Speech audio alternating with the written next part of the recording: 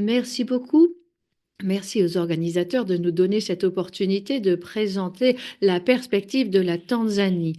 Je m'appelle Aram Nasser, je suis hématologue et professeur au département d'hématologie et de transfusion sanguine et à l'université de Muhimbili de la santé et des sciences alliées. Je vais vous parler de la manière dont on peut trouver, identifier les mutations BCR à BLA, la perspective de la Tanzanie. Attendez un instant, oui, les diapos avancent un peu plus lentement.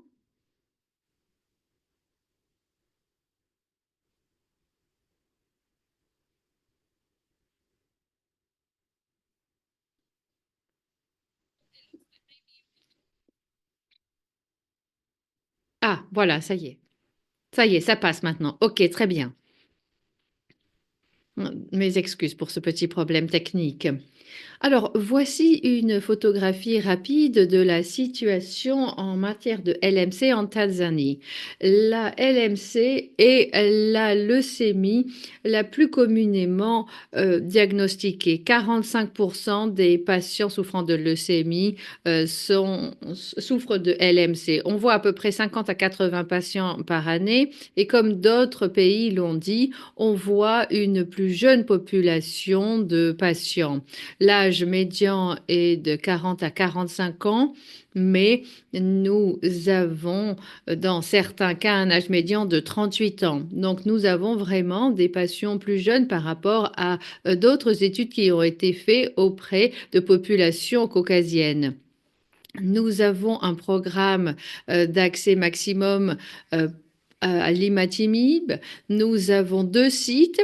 D'abord, l'Institut du cancer de la route océanique à Dar es Salaam avec 490 patients actifs et le Centre médical chrétien de Kilimandjaro, le KCMC, qui a depuis 2018, un centre de traitement de 116 patients actifs.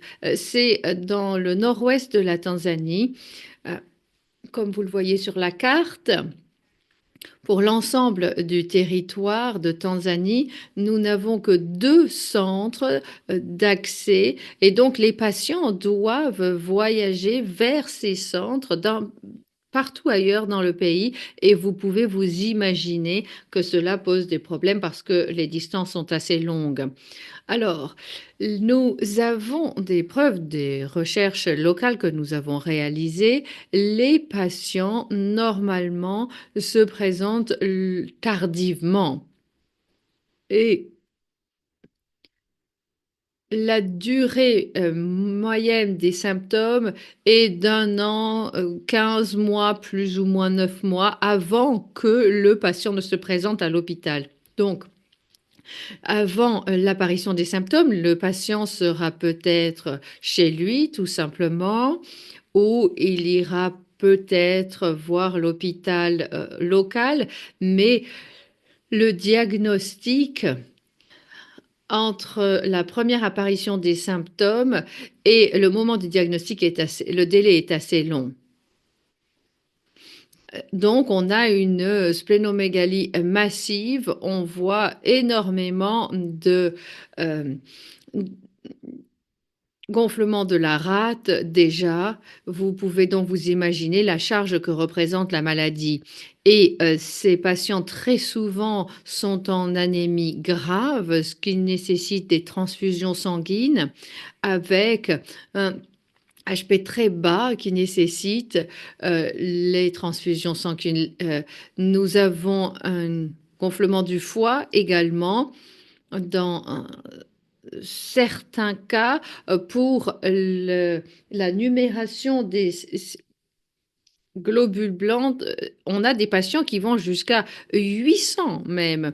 Donc, même s'ils sont en phase chronique, ils se retrouvent dans la catégorie à haut risque.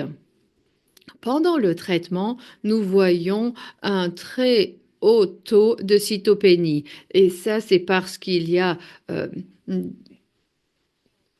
les cellules souches normales qui sont censées être fonctionnelles après la thérapie ITK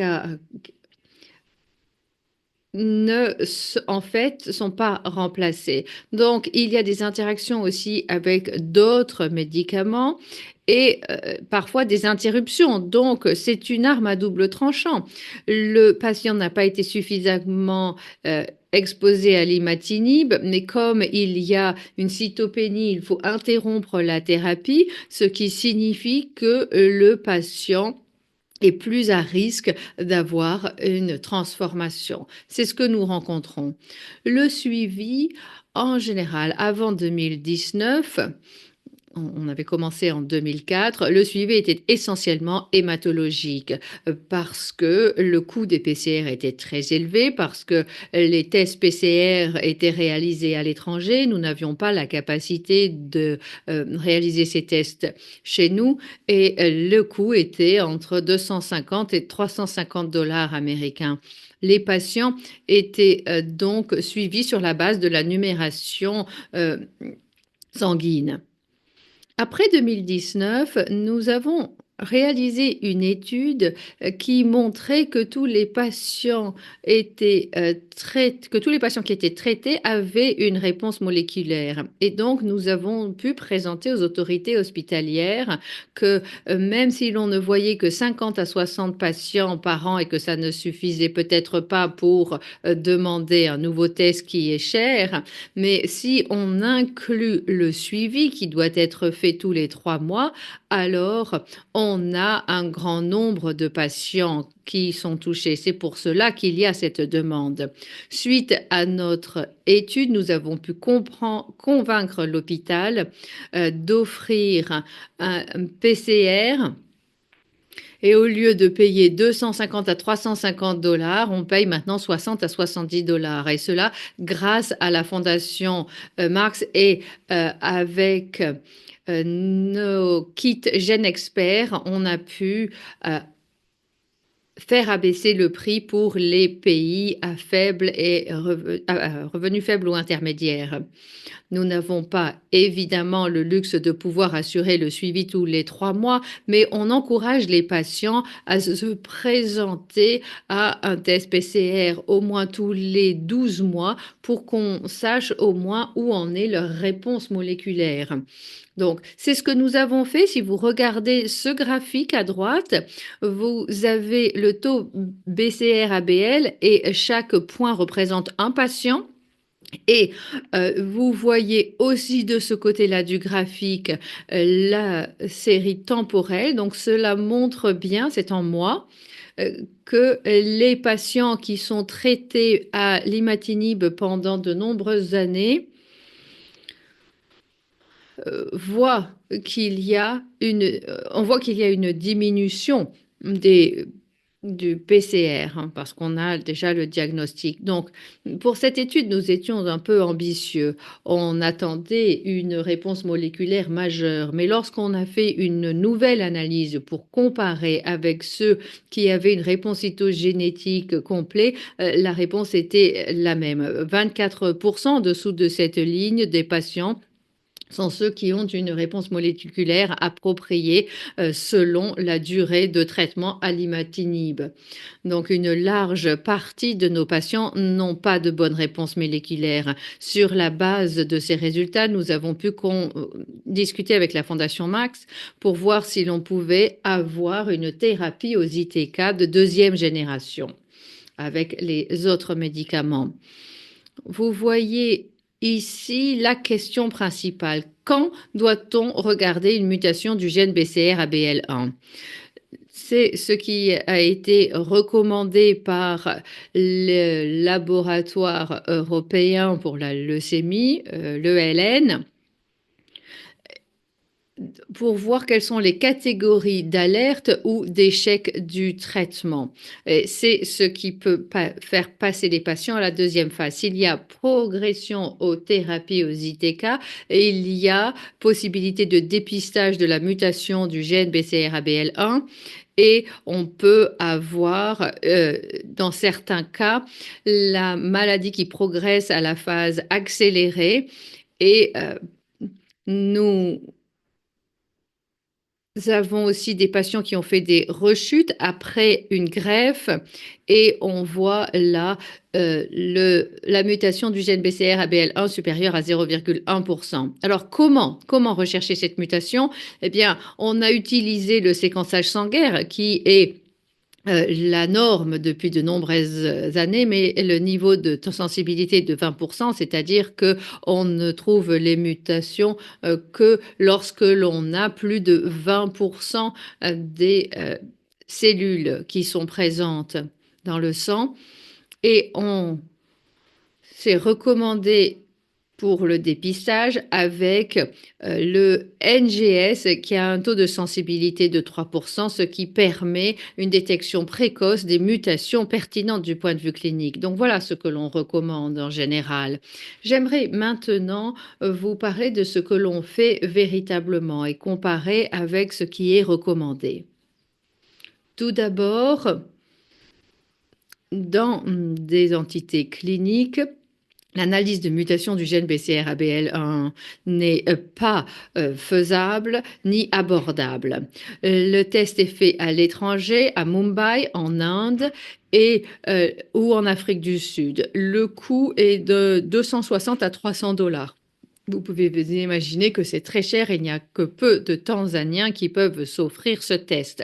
Cependant, c'est disponible dans le cadre d'études de recherche et les critères d'éligibilité pour ces patients adultes sont, parce qu'on voulait avoir une population homogène d'adultes pour notre étude et pour avoir le dépistage de la mutation, il faut que les patients démontrent une résistance aux ITK et il faut qu'il y ait un échec aux différents jalons de traitement. Par exemple, il n'y a pas eu de réponse moléculaire à 3 mois ou les niveaux de BCR-ABL1 étaient supérieurs à 10% à 6 mois ou ils sont à plus de 1% après 12 mois ou si la maladie a progressé et que le patient a perdu la réponse hématochronologique. Quelle plateforme utilisons-nous? Eh bien, on utilise NGS, le séquençage Oxford Nanopore, pour plusieurs raisons, parce que la raison la plus importante était la disponibilité, en fait, parce qu'on avait lancé des études précédemment sur d'autres cancers hématologiques. Et grâce à notre coopération avec l'université d'Oxford et l'université de on a pu avoir accès à ces appareils aussi parce qu'il est facile de les utiliser, qu'ils sont sensibles. C'est une étape PCR et je vais vous présenter cela sur la diapo suivante. Ce qui est important, c'est l'abordabilité et la durabilité. C'est un petit appareil qui n'est pas associé à des coûts de maintenance très élevés. Et nous espérions envisager un déploiement vers d'autres centres et c'est un appareil qui est tout à fait envisageable parce qu'il est tout à fait portable. Et comme je viens de le dire, il ne nécessite pas beaucoup de maintenance. Voici un résumé de la procédure que nous avons en place pour faire le dépistage de la mutation du gène BCR-ABL. Nous avons des tubes EDTA ou selon les temps d'extraction de l'ARN, on a peut-être parfois beaucoup de tubes parce que vous savez que l'ARN est très instable et c'est toujours un casse-tête de les avoir. On utilise soit la moelle osseuse, soit des échantillons sanguins selon la numération des globules blancs. Si la numération des globules blancs est basse en dessous de la normale, alors l'option est la moelle osseuse, mais ça aussi c'est difficile parce qu'il n'y a que peu de patients qui sont en mesure de payer le coût d'une analyse de moelle osseuse. Donc en général, on fait une prise de sang et sur la base du sang périphérique, on passe à une extraction grâce au kit que l'on a et l'ARN qui est extrait est envoyé à un PCR multiplex pour une transcription du gène BCR-ABL et c'est un fragment assez important que l'on doit envoyer. Et puis ensuite, on passe au code barre et est transféré au séquençage avec un système informatique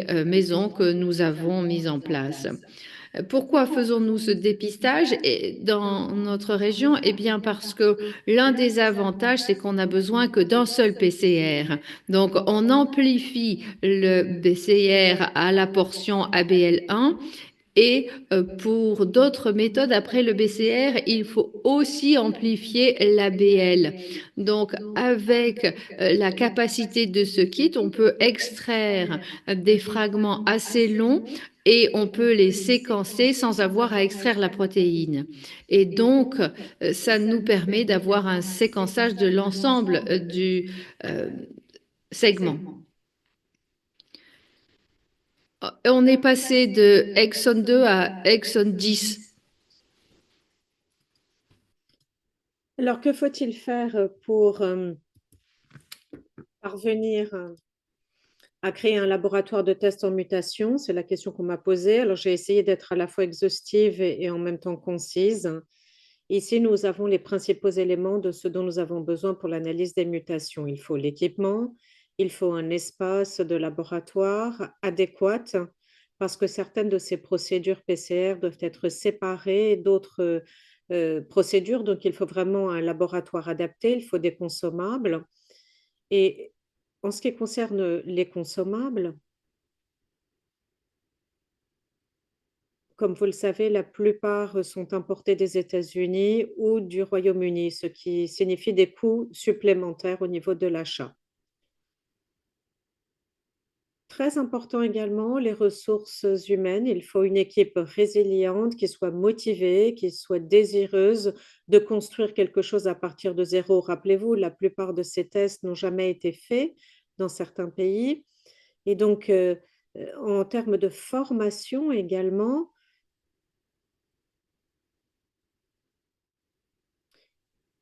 ce n'est pas une évidence. Les chercheurs ou les laborantins doivent vraiment être partants, être curieux de nouvelles technologies. Et la plupart d'entre eux apprennent sur le terrain. Les ressources humaines doivent également être multitâches. Lorsque l'on travaille dans des pays en développement, on ne peut pas uniquement faire de la recherche. On est nécessairement absorbé par d'autres travaux avec les autorités de supervision, par exemple, pour garantir que nous avons accès aux consommables, justifier l'entrée des consommables, contacter les fournisseurs, ce qui n'est pas toujours facile, etc. Mais il est très important également d'avoir des collaborateurs qui partagent la même vision et la même passion. Des collaborateurs qui se projettent dans l'avenir et qui essaient de comprendre quelles sont les capacités du pays plutôt que faire de la science qui plane. Donc ça, c'est très, très important pour obtenir des résultats d'études très rapides. Le problème, c'est de construire des capacités dans le pays. Donc, il faut vraiment des collaborateurs qui partagent la même vision, qui acceptent de faire du mentorat et qui acceptent de faire un transfert de connaissances. Il faut également l'adhésion des parties prenantes. On parle du gouvernement, bien entendu, mais aussi et surtout des patients. Il faut qu'ils comprennent sur quoi portent les travaux de recherche, pourquoi c'est important, quels sont les débouchés, pourquoi on doit faire pression auprès du gouvernement pour assurer la réalisation des tests. Et naturellement, lorsque l'on fait de la recherche, il faut avoir un plan de disponibilité et d'accessibilité du test sur le long terme. Ici, nous avons les défis et vous voyez qu'il y a des choses qui se chevauchent par rapport à ce que je viens de dire, l'infrastructure, les ressources financières, la logistique, etc. Et très souvent, tous ces éléments n'existent pas. Il faut les bâtir, commencer à partir de zéro. Il faut insister sur le système d'achat, la fourniture. Il faut également s'occuper des ressources financières. On est parfois confronté à des dépenses imprévues, à l'inflation des prix. Dans le cadre de la politique d'un pays, à moins qu'il ne s'agisse d'une recherche stricto sensu, dès qu'il y a une finalité commerciale, il faut comprendre et pouvoir justifier qui est inscrit et pouvoir justifier de cela auprès des instances gouvernementales. Et vous savez, l'inflation des prix sur les prix consommables est un vrai problème et très difficile d'y faire face. Sachez que parfois, pour obtenir les consommables, il faut attendre 6 semaines. Le temps d'attente est très long. Alors, si vous êtes en plein milieu d'une recherche, il est très difficile. Parfois, il est même plus facile d'envoyer, d'expédier les échantillons à l'étranger. Il est difficile de faire le travail sur place parce que nous n'avons pas toujours la rapidité de la livraison dont nous aurions besoin pour les consommables. La logistique est importante et est un problème aussi. Le transport d'échantillons sur de longues distances à Dharamsalam, nous avons plusieurs institutions qui sont nos interlocuteurs, mais vous savez, la situation est très instable. Nous avons des températures humides et élevées dans le pays. Nous avons essayé, dans le cadre d'autres travaux de recherche, de transporter des échantillons vers le nord du pays et nous n'avons pas pu obtenir des échantillons de bonne qualité. En d'autres termes, les transports d'échantillons sur de longues distances sans dégradation sont difficiles. Et une fois de plus, cela signifie parfois que les échantillons doivent être expédiés à l'étranger.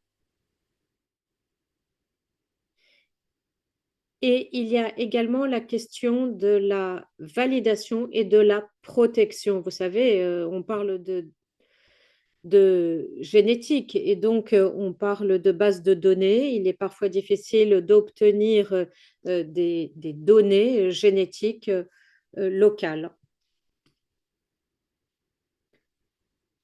Alors, je ne sais pas si je dois poursuivre ma présentation, Amanda, ou est-ce qu'on fait d'abord le débat? J'étais exactement en train de me poser la même question. C'est formidable ces diapositives sur la mise en place d'un laboratoire et tout ce que vous avez fait. C'est-à-dire, on comprend très bien quels sont les agents facilitateurs et ceux qui rendent la situation difficile avec ces deux schémas. Alors, peut-être que l'on peut demander très rapidement aux participants s'ils ont des questions. Je sais que vous avez des cas concrets à nous présenter. Et à ce moment-là, on demandera à Catherine et Samuel d'intervenir également. Mais vous pouvez terminer pour l'instant. Alors, on m'a demandé de réfléchir à une option alternative si le centre ne peut pas mettre en place un laboratoire de mutation. Et très honnêtement, je n'ai pas de réponse à apporter. Par contre, ce que je peux vous dire, c'est quelle est la vision de notre équipe.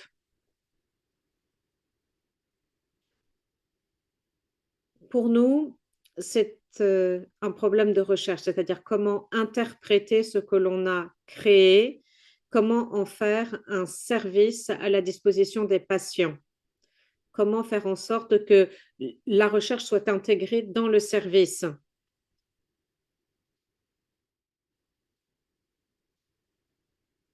Et c'est là que le problème se pose. Ce n'est pas considéré comme un bon créneau. C'est ce que Samuel essayait d'expliquer tout à l'heure.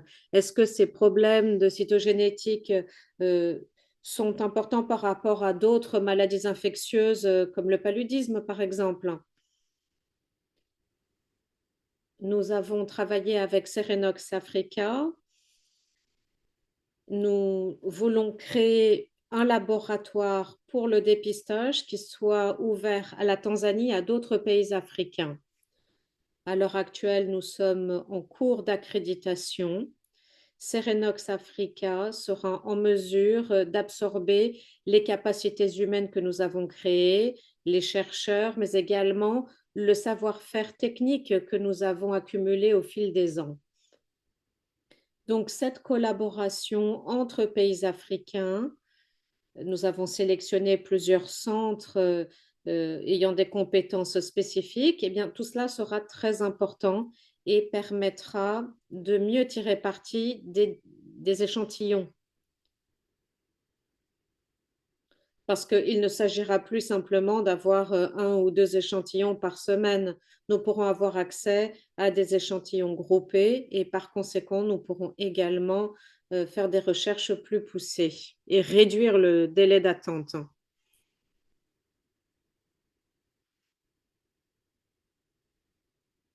Alors, avant de parler de cas spécifiques et de patients spécifiques, je voulais vous expliquer tout cela parce que cela me semble vraiment très important. C'est fondamental chez nous, mais également en Afrique de façon générale. Alors, passons maintenant au cas. Nous avons un homme de 26 ans qui s'est présenté avec des symptômes d'anémie, des symptômes B, une distension abdominale pendant à peu près 6 mois. Il s'est présenté en 2021. La rate, 18 cm BLCM.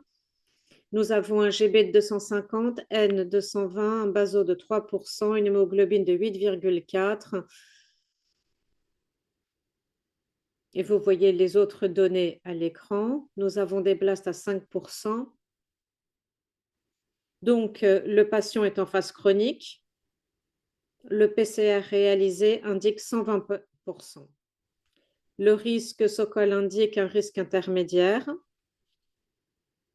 Et en termes de risque ETOS-ELTS, il est élevé. Alors, nous avons commencé à 3 mois sous imatinib et pas de RSC. Nous attendions de voir quelle était la réponse hématologique.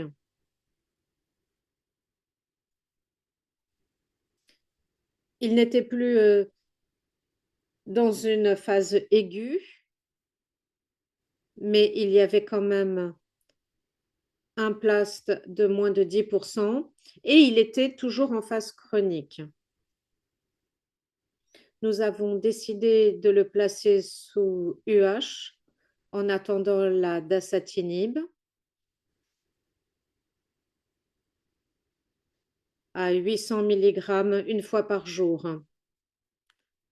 Après le dasatinib, au bout d'un mois,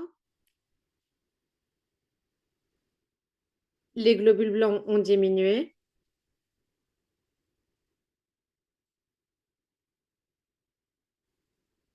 L'anémie s'était un petit peu améliorée, mais le reste du panorama diminuait. Et il avait atteint une réponse immunologique positive, il se portait bien. La plupart des patients viennent de très loin, donc nous l'avons vu 3 mois après le début du traitement. Au bout de 3 mois, il avait déjà perdu une réponse hématologique.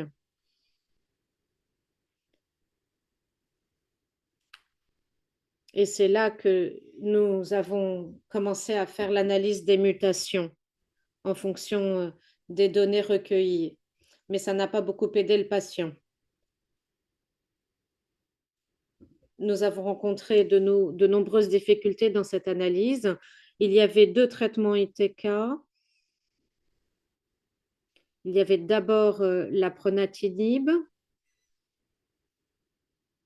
donc d'abord la dasatinib et ensuite la ponatibid, mais malheureusement, la réponse n'a pas été positive. Les cellules blanches continuaient d'être très élevées et le patient est décédé en 3 mois. Lorsque nous sommes passés à l'analyse des mutations, on s'est rendu compte qu'il y avait des mutations composées dans différentes régions. Donc, nous avons l'arginine 239 IS. Autre mutation composée, la position 422 et ensuite une position 460. Donc, pour la discussion, les discussions que nous pouvons se poser sont les suivantes. Lorsque nous avons vu ces mutations,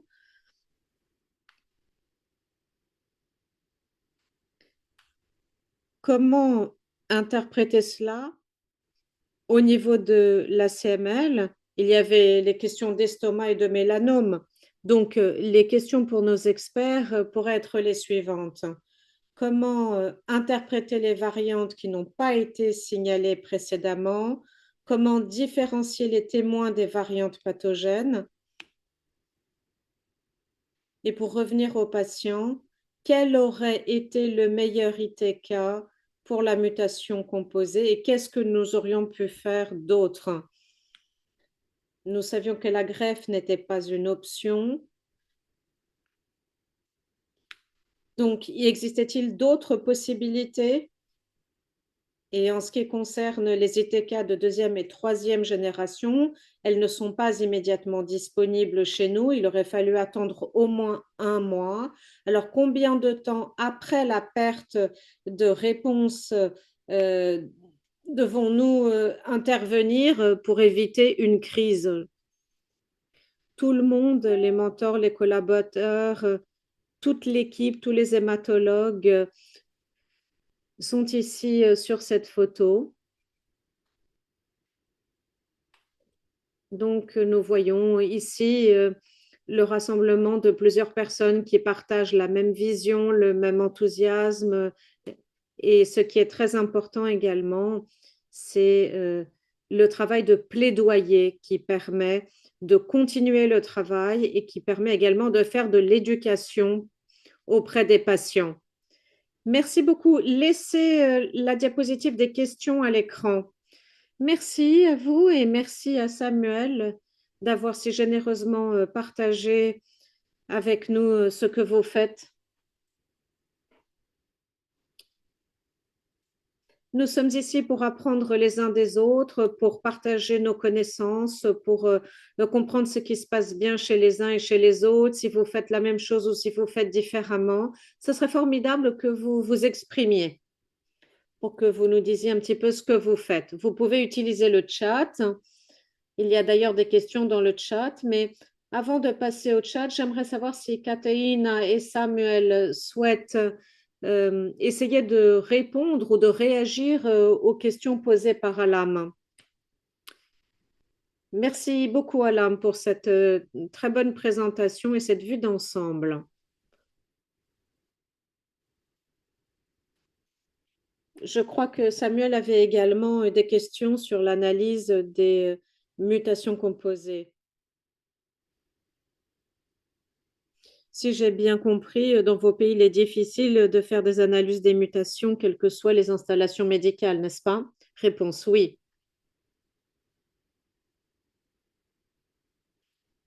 Serait-il envisageable de centraliser ce type d'analyse?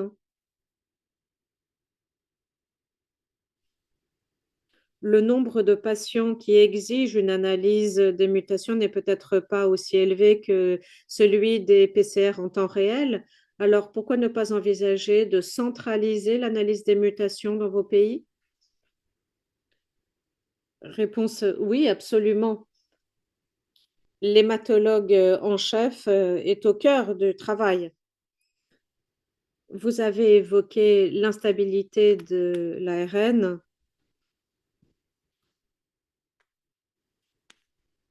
Et vous avez également évoqué l'apprentissage d'un laboratoire local dans la réalisation de certains examens, de certaines analyses.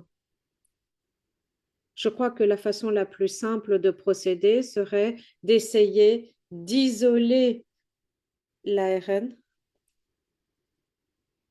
et ensuite d'avoir le cDNA, parce qu'il est beaucoup plus stable pour le transport vers des installations centralisées. Ça serait peut-être une façon de procéder. Ça permet ainsi d'éviter la dégradation pendant le transport. Parce que pendant le transport, tout peut arriver comme nous le savons.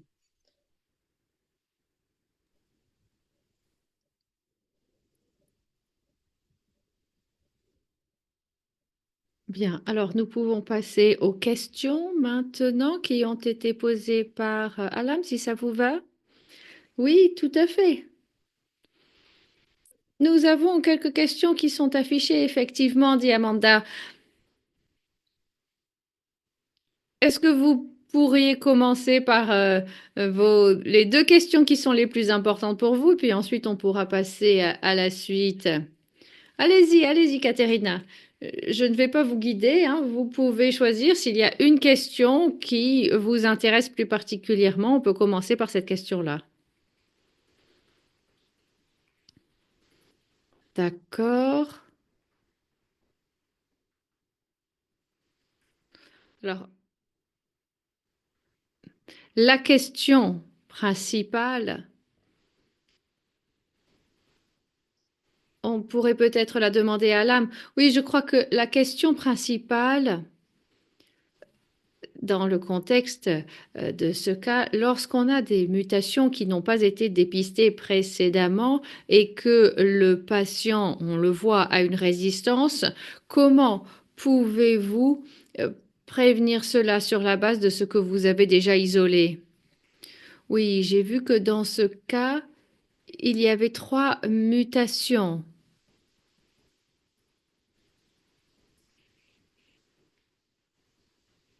Et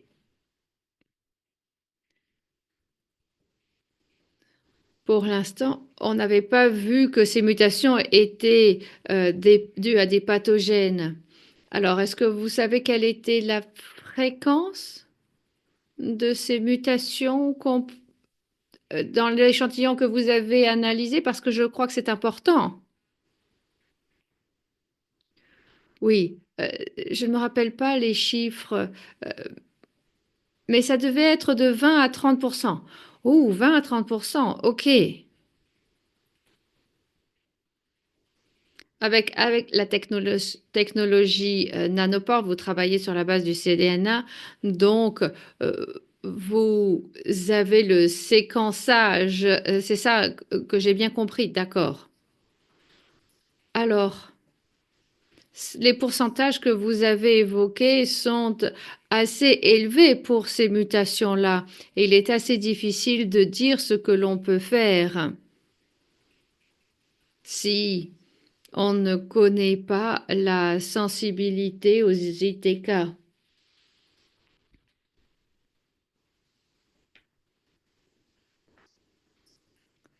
L'autre question est aussi liée à cela.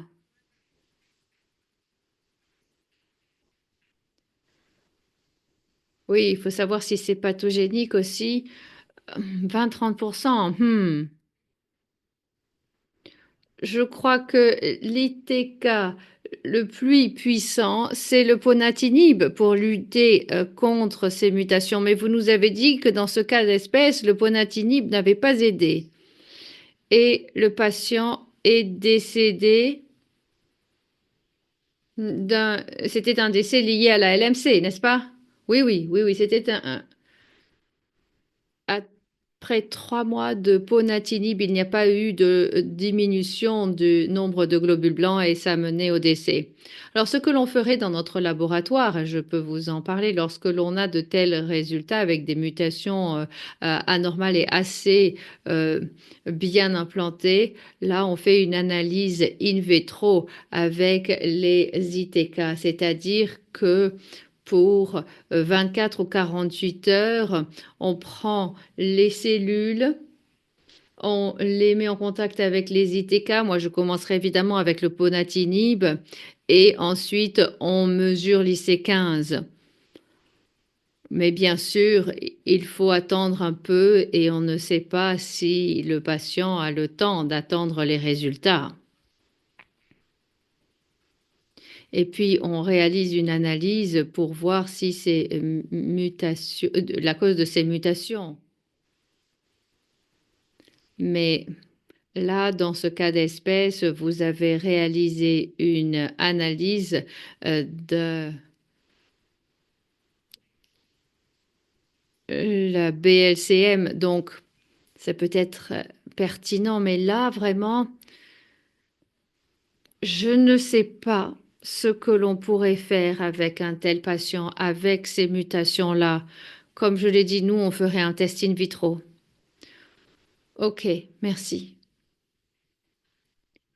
Ça vous a aidé, Alam, ou ça vous a rassuré un peu? Oui, c'est très difficile et nous le comprenons. C'est l'une des options. Cependant, ce n'est pas nécessairement facilement accessible. Et là, je fais le lien avec les résultats cliniques. Il faut que ces résultats soient interprétés dans le contexte clinique également.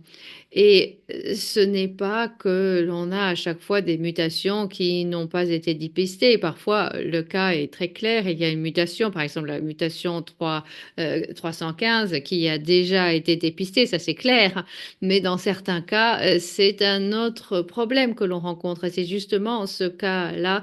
Et c'est pour ça que c'est intéressant d'en discuter avec vous. Oui, oui, tout à fait. Samuel, avez-vous déjà fait l'expérience d'un tel cas? Est-ce que vous avez vu ce genre de cas dans votre pratique clinique?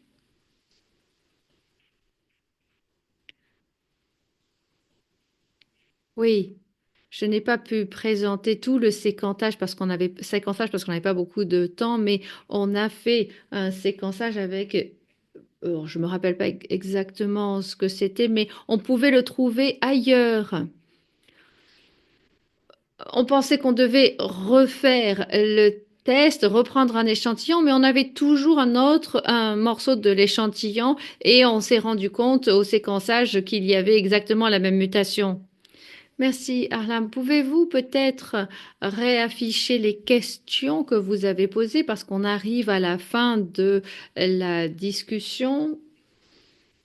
Mais je crois que c'est un sujet très intéressant parce que je sais qu'il y avait des gens qui étaient euh, intéressés par cette discussion. Est-ce que vous voulez choisir une autre question ou pour qu'on y réponde? Sinon, vous pouvez poser vos questions dans le chat et puis on verra comment on pourra y répondre plus tard. La- c'est à vous de voter aussi pour votre question préférée. Et s'il y a d'autres questions que vous voulez ajouter, n'hésitez pas. Mais avant d'arriver à la clôture de notre événement, je voulais lire certaines des questions qui étaient dans le chat. On a trouvé des réponses, hein, déjà.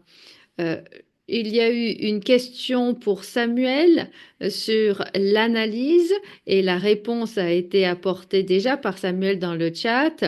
Ensuite, vous avez dit que vous pouvez les envoyer à votre article qui a été publié au service d'hématologie. Et puis, il y avait une question sur ce qui était disponible à l'Institut de Harlem, hein. Je crois qu'il y a une connexion qui va être très utile, hein, je crois, entre Augustine et Harlem. C'est bien. Voilà, je crois que j'ai tout noté. Et puis des questions sur l'adhérence au traitement et les connaissances en matière de mutation. Et je vois que ça a déjà été euh, traité. En fait, on ne pouvait pas le faire au niveau du diagnostic, c'est ça? Ou c'est pas votre pratique? Oui, en général, les mutations ne sont pas indiquées au niveau diagnostic lorsque le patient est en phase chronique, donc ça n'avait pas été fait. D'accord, très bien. Voilà, je crois que c'est tout. Ah, il y a quand même une question. Vous avez parlé du diagnostic tardif et il y a une question qui est posée sur ce qui peut améliorer la connaissance des gens. Et est-ce que dans certains cas, les symptômes sont pris pour des symptômes d'autres maladies qui sont prévalentes? Bon, je ne crois pas qu'on ait le temps de discuter de la toute dernière question qui vient d'apparaître aussi dans le chat, mais si vous voulez écrire quelque chose, on va le noter pour la prochaine fois. On aura peut-être une autre présentation sur les diagnostics tardifs. Alors, une dernière réflexion de la part des membres du panel ou de la part des participants avant que l'on arrive à la fin de notre réunion? Amanda, si vous me le permettez, j'aimerais intervenir, dit Katerina. Je crois que votre suggestion est très importante. Arlam et Samuel ont répondu à beaucoup de questions. Je crois qu'on pourra répondre aux autres questions qui sont dans le chat plus tard. C'est une excellente idée. Oui, je crois que ce serait formidable, vraiment. Alors, je sais que la majorité d'entre vous auront reçu les emails de ma collègue Arlène. Donc, vous avez son adresse de courriel. Vous pouvez la contacter. N'hésitez pas. On pourra récupérer toutes les questions. Et c'était formidable d'avoir l'enthousiasme de tout le monde se manifester. Nous arrivons à la fin de notre webinaire. Merci beaucoup, Katerina, Samuel et Aham. Merci beaucoup d'avoir mené cette excellente discussion avec nous. Il y a beaucoup de points de discussion ici, beaucoup de questions qui ont été posées. Et j'espère qu'on pourra vous revoir en ligne entre ces discussions. Regardez le centre de connaissances de l'ICMLF. Sur notre site internet, il y a également des articles qui ont été publiés sur différents programmes, différentes activités qui sont organisées. La fondation est active également sur les réseaux sociaux, Facebook, Instagram et X, si vous utilisez ces réseaux-là. On pourrait avoir une conversation avec vous de ce côté-là aussi. Voici la fin de notre série africaine de webinaires. Ça a été formidable vraiment de travailler avec vous au cours des derniers mois et j'espère que l'on vous reverra l'année prochaine. Et n'hésitez pas à rester en contact avec nous. Passez un excellent hiver et on se retrouve l'année prochaine. Merci beaucoup à tous et au revoir.